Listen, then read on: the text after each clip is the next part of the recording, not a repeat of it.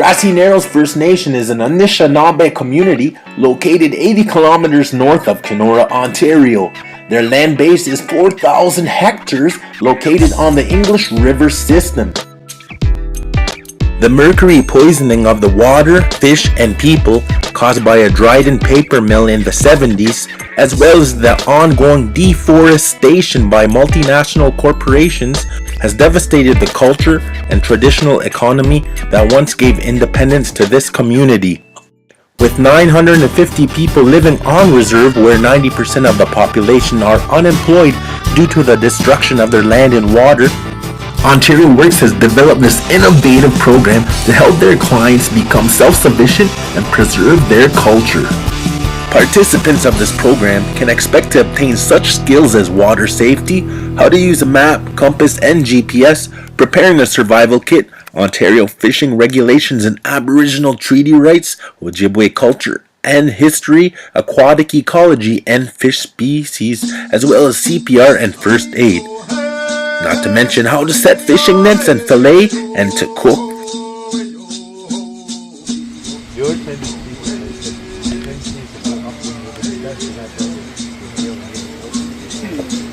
Remember, it's got to go straight out. See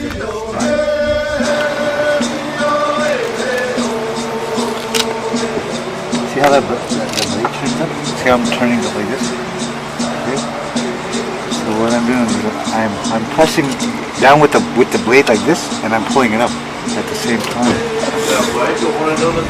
So we gotta keep it going.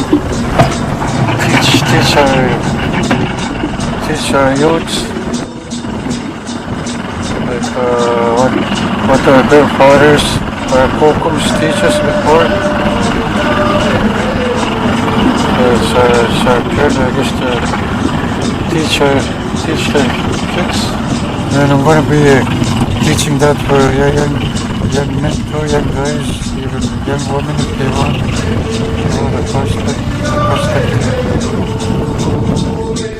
So I know some Americans, when I was guiding, they told me to start building cabins there, and once they see that, they're going to come and stop by and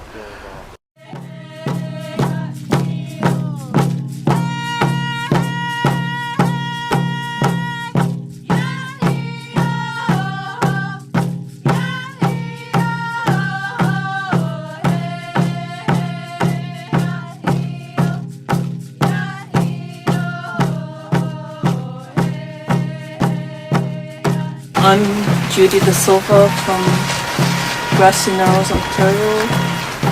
Today we went for a ride to go see one of the clear cuts. It was a really huge clear cut. And we saw the trees are about 12 or 16 foot high now. Those are genetically modified trees, and they're very pitiful. They're very unnatural, and they look sickly to me. And just going there just reminded me of like how our forest is so poor, and seeing some of the forest that has been replanted, there's sand under, it's not regenerating very well. And we also saw needles.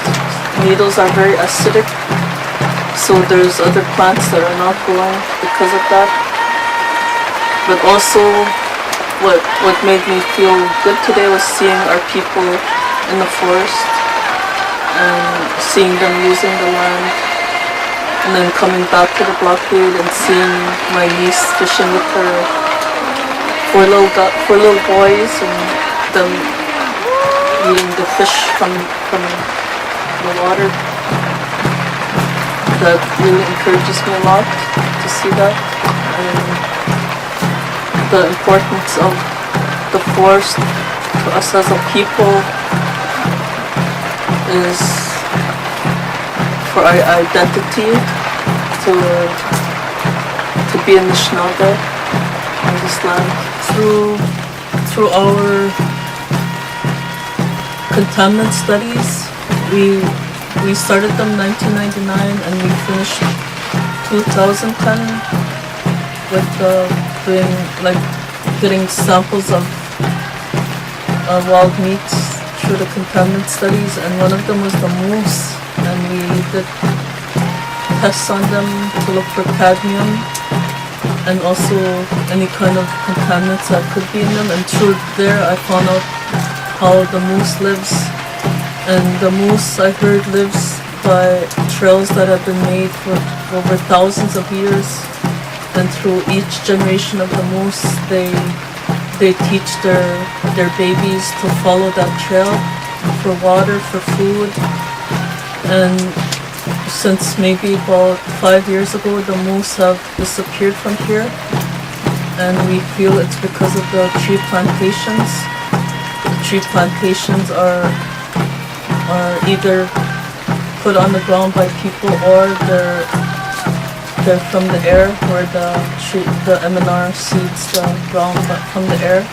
And with that, what happens is the trees grow really closely together, and the moose can't walk through the forest because the trees are so close together. And today we saw evidence of a moose walking on the logging roads.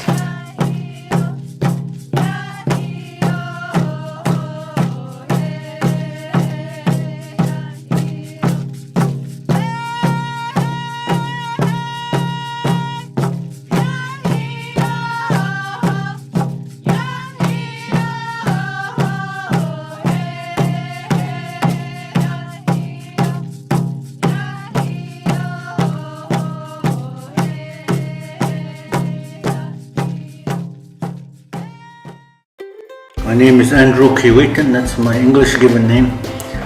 My Ojibwe given name is Shun. I manage this building here. This is the trapping center.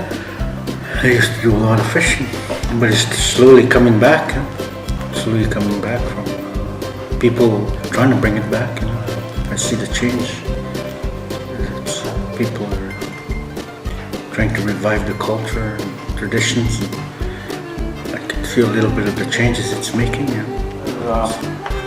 These are some of the workshops we have here, like Tikanagan making, different sizes.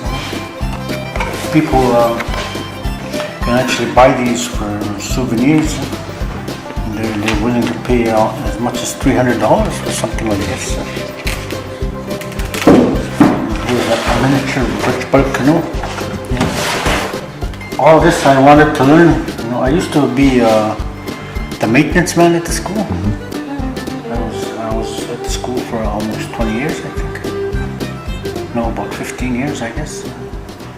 And one day I was going into a classroom, and one of the local teachers was telling the kids, she had pictures of Tikanagans, and she had a picture of two Aboriginal people paddling in a birch bark canoe, and she was telling the kids, this is what we used to do in the old days. And that really bothered me, that's doesn't sound right. So I made up my mind then, I'm going to learn how to do this so I can teach the kids and carry on the tradition of making these things. Now the Trappers Council is trying to have the people prepare the fish, prepare it for eating, smoke it, cook it. I've taken a few people into town where they go and sell their fish. They're prepared for eating, smoked fish, fried fish, dried fish. They first noticed the fish in 1970. Prior to that, we used to fish, commercial fish, do all kind of tourism year after year. But our economy then crashed. The tourism went out, the camps were closed, commercial fishing was closed. Now, the only remedy that the government, Indian Affairs, did was to start giving us welfare, social assistance. That's the way that they would repair what was lost. To this day, a lot of our people still unemployed. At least 80-90% of Ontario work to this day. If that river system was good, work would still be around for the new generation. Despite the historical and environmental injustice Grassy Narrows has been faced with, the community remains tied to the land, where Ontario Works, through its Employment Assistance Program, provides the traditional fish harvest training to help in restoring of an economy, heritage, and employment skills to its clients. When I grew up, I really liked driving a boat, and I learned how to drive a boat and have to feed my people, and my family and my community. And I really like it when my dad brings home fishing, and I really like it when he cooks the fish over the fire, and we could cook the fish. For more information on the traditional fish harvest training, contact Adrienne Kijik at Grassy Narrows Ontario Works, 1-807-925-2570.